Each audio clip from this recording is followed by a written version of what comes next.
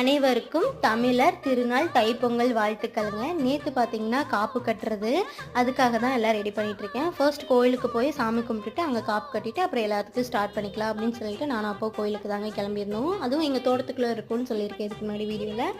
அந்த கோயிலுக்கு போய் சாமி கும்பிட்டுட்டு காப்பு கட்டிட்டு வந்துட்டோம்.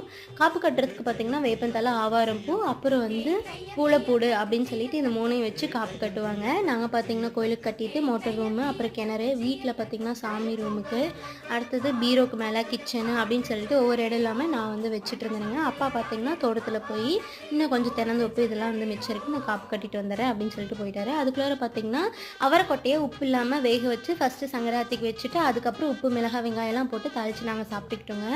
காப்பு கட்டுறதுலேருந்து தைப்பொங்கல், மாட்டுப்பொங்கல், அதுக்கப்புறம் கரிநாள் வரைக்கும் என்னென்ன பண்ணேன்னு சொல்லிட்டு சாட்டர்டே ஃபுல் லாங் வீடியோ போடுறேன். பார்த்துட்டு மறக்காமல் என் சேனலை சப்ஸ்கிரைப் பண்ணிடுங்க, லைக் பண்ணிடுங்க.